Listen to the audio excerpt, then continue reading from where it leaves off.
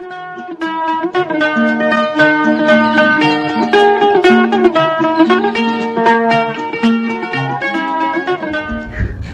आदाब, hello friends, आपके साथ मैं फराज हूँ और चैनल फिल्मी फराज है। इल्म की इब्तिदा है हंगामा, इल्म की इब्तिदा है हंगामा, इल्म की इंतहा है, इल्म की इंतहा है खामोशी, इल्म की इंतहा है खामोशी। और अब आज का कार्यक्रम, दोस्तों, रफ़ी साहब ही का जिक्र करेंगे एक और बार और कुछ बातें आपको बताएंगे। आज के इस प्रोग्राम में ये भी बताएंगे कि क्यों रफ़ी साहब ने एक गीत को डबल से रिकॉर्ड किया और ये कहा अगर ज़रूरत पड़ी तो इसका खर्चा मैं उठाऊंगा। लेकिन उसके पहले जीतू तपन संगीतकार का जिक्र करना भी ज़रूरी है क्योंकि उन्हीं से जुड़ा यह गीत है। जीतू तपन जी आसाम से आते हैं। पहले आपको ये बता दें कि रफ़ी साहब जब आसाम के दौरे पर गए थे ऑर्केस्ट्रा लेके और अपनी पूरी टीम लेकर शो करने अपना, तो जोरहट में उनका प्रोग्राम था और उस वक्त जीतू तपन जी जो लड़के थे बिल्कुल नए, संगीत दे रहे थे आसाम में और उनका नाम थोड़ा बहुत हो रहा था। रफ़ी साहब ने ऑर्केस्ट्रा में इनको सुना और मुतासिर हुए। रफ़ी साहब ने दूसरे दिन इनको होटल में बुलाया कि आइए हमसे मिलिए। और रफ़ी साहब का जो एक नेचर था, स्वभाव रहा, खुलूस से सबसे मिलते थे और उन्होंने बच्चे जैसे कहा कि भाई आप इतना अच्छा संगीत देते हैं, कुछ हमारे लिए भी कंपोज कीजिए। तो जीतू तपन रफ़ी साहब को देखते रह गए और फिर उन्होंने एक गीत कंपोज किया रफ़ी साहब के लिए। जी हाँ, कौन सा वो गीत था? वो गीत था असुमेर सुतलता, आपने सुना होगा और ये बड़ा मकबूल हुआ और लोगों ने भी गाया। मेरे सुतालते रदालिए से नीला पहाड़ते डाली मिए कथा पाकु खेले रंगते नसे बखिली दिमाग हिया मुर कोरी लिखा नसे बखिली माते मुख हाथ बोली। और फिर उसके बाद जीतू तपन 1972 के आसपास बॉम्बे आ गए, आज का मुंबई, और उसके बाद तकरीबन उन्होंने 34 फिल्मों में संगीत दिया, हिंदी फिल्मों में, जो एक रिकॉर्ड है जो कोई नॉर्थ ईस्ट से आए हों और उन्होंने इतनी हिंदी फिल्मों में संगीत दिया हो और कुछ सीरियल्स में भी दिया। तो दोस्तों, ये तो रिश्ता रहा रफ़ी साहब का जीतू तपन से, जो बताना ज़रूरी था। और उस गीत का भी हमने जिक्र किया जो रफ़ी साहब ने गाया और बड़ा मकबूल हुआ। और दोस्तों, अब उस गीत का जिक्र जिसके बारे में मैंने आपको इब्तिदा में बताया कि रफ़ी साहब चाहते थे कि इसकी रिकॉर्डिंग डबल से हो, चाहे उसका पैसा रफ़ी साहब को देना पड़े, जीतू तपन से जुड़ा। तो सोफिया एक फिल्म बन रही थी जो बनी कि नहीं बनी कोई इन्फॉर्मेशन ज़्यादा नहीं है, और उसका जो एक गीत था कि सफ़र में है ज़िंदगी ए मेरे हम सफ़र, जिसे अभिलाष जी ने लिखा। अभिलाष जी को हम जानते हैं, इतनी शक्ति हमें देना दाता और संसार है एक नदिया गीत लिखे और बड़े मशहूर गीतकार वो रहे।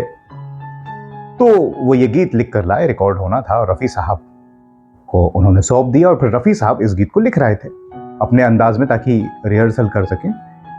और रफ़ी साहब बीच बीच में कभी मजाक भी कर लेते थे कि ये गीत मैं सही से लिख रहा हूँ ना। तो अभिलाष जी ने कहा कि अरे साहब, आप तो इतने महान गायक हैं, ना मालूम कितने गीत गा चुके हैं। बहरहाल वो गीत लिखा और जीतू तपन जी ने रिहर्सल कराई कई बार, 3-4 बार, और फिर रफ़ी साहब ने कब इस गीत को रिकॉर्ड करते हैं। अब ये गीत रिकॉर्ड होना शुरू हुआ। इस बात का जिक्र अभिलाष जी ने खुद एक इंटरव्यू में किया है। हालांकि ये गीत मौजूद नहीं है, आपके पास हो कहीं से तो आप हमें ज़रूर शेयर कीजिएगा। अब तैयारी पूरी हो गई, जीतू तपन जी ने इस गीत को रिकॉर्ड किया, रफ़ी साहब ने मस्ती में गाया और 2 और 3 टेक में ये गाना मुकम्मल हो गया और ये हुआ कि ओके, रफ़ी साहब भी खुश। लेकिन गीतकार अभिलाष कुछ परेशान थे। खैर, वो किसी से कह ना सके इस बात को क्योंकि अब रफ़ी साहब के आगे कौन बोले, और प्रोड्यूसर भी सोचते हैं कि चलो भाई, जितनी देर होगी उतना पैसा लगेगा। बहरहाल सब साजिंदों ने अपना सामान बांधना शुरू कर दिया और सब घर जाने की तैयारी करने लगे। स्टूडियो खाली हो गया। लेकिन इसी बीच रफ़ी साहब ने जीतू तपन से कहा कि भाई ये मशीन पे गाना सुनवाएं। रिकॉर्ड हुआ कैसे है, क्योंकि रफ़ी साहब इतने महान सिंगर रहे और महान इंसान रहे कि उनको शायद कि यकीनन खुदाई देन थी, कुछ एहसास होता था कि कहीं किसी को कोई तकलीफ हो रही है। जैसे गीतकार अभिलाष थोड़ा परेशान थे कि गीत में कुछ कमी रह गई है। रफ़ी साहब ने जब गीत को दोबारा सुना मशीन पर तो उन्होंने बात पकड़ ली कि ले हाँ के लिए गीत फिर से रिकॉर्ड होगा। सब रफ़ी साहब का चेहरा देख रहे हैं कि साहब क्यों, क्या बात है, प्रोड्यूसर भी संगीतकार भी सब कुछ हो गया, सब साजिंदे घर जा रहे हैं, लेकिन रफ़ी साहब की बात को टाले कौन। रफ़ी साहब ने नहीं भाई ये गलती हुई है। और अभिलाष जी, मैं सही कह रहा हूँ ना, रफ़ी साहब ने कहा, अभिलाष जी क्या कहते कि नहीं जी आप सही कह रहे हैं कि अंतरे में एक लफ्ज़ पर गलती हो गई है। और रफ़ी साहब ने कहा यही है ना कि मैंने अंतरे में ये जो बोल हैं, जुल्फ़ें जो लफ्ज़ आता है, पहली बार तो मैंने जुल्फ़ें सही बोला, लेकिन दूसरी बार में ज़ुबान फिसल गई और जुल्फ़ें हो गया, जा और जा का फिर। हालांकि ऐसा नहीं था कि रफ़ी साहब को उर्दू का नॉलेज ना हो, फारसी ना आती हो, तो इतने गीत गाते थे, लेकिन हुआ ये था कि जब तेज़ी में कोई गीत रिकॉर्ड होता है कई बार तो ज़ुबान फिसल जाती है। उसकी वजह ये नहीं थी कि तलफ़्फ़ुज़ ख़राब हो, रफ़ी साहब का तलफ़्फ़ुज़ कैसे ख़राब हो सकता है, लेकिन वो एकदम से कोई चीज़ हो जाती है और फ्लो में वो बाद में पकड़ आती है कई बार।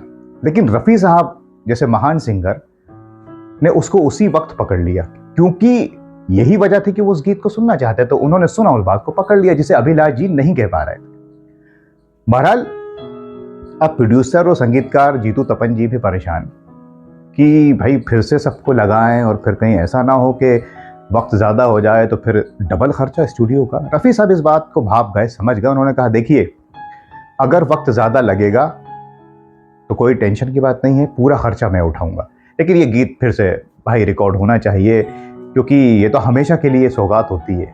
थोड़ी सी भी गलती रह जाएगी तो उसमें हम क्या पब्लिक को देंगे, अच्छी चीज़ देना चाहते हैं और फिर सबका नाम खराब होगा, संगीतकार का, गीतकार का, गाने वाले का। तो दोस्तों ऐसे रहे महान गायक मोहम्मद रफ़ी साहब, जिन्हें याद करते हुए अभिलाष जी ने ये पूरा किस्सा सुनाया था। और जीतू तपन जी तो मैंने आपको बताया ही शुरुआत में कि किस तरह से रफ़ी साहब ने उनके लिए गीत गाया। रफ़ी साहब ने कहा ऐसा साथ रहा, बड़े बड़े संगीतकारों के साथ पुराने रफ़ी साहब ने काम किया और बाद में जो नए संगीतकार भी आते गए, गीतकार भी आते गए, उनके साथ भी उसी तरह का कॉपरेशन रफ़ी साहब का रहा, जैसा शुरुआती दौर में हुस्नलाल भगतराम जी के साथ हो, नौशाद साहब के साथ हो, या फिर शंकर जयकिशन रवि, कईयों के साथ आखिर तक वैसे ही रहा। वो सबको उतनी ही रिस्पेक्ट देते थे। तो ये आज का किस्सा था दोस्तों। रफ़ी साहब की नेकी भी थी, हार्डवर्क भी था उनका, इंसानियत भी, सब इसमें शामिल। आपके पास कोई ऐसा किस्सा हो तो उसे शेयर ज़रूर कीजिए, हम उस पर भी कार्यक्रम बनाने की कोशिश करेंगे। अब मैं इजाज़त चाहता हूँ, कोई और प्रोग्राम आपकी लिए लेकर हाजिर हो जाऊंगा। तब तक के लिए आप अपना ख्याल रखें। नमस्कार, खुदा हाफिज़।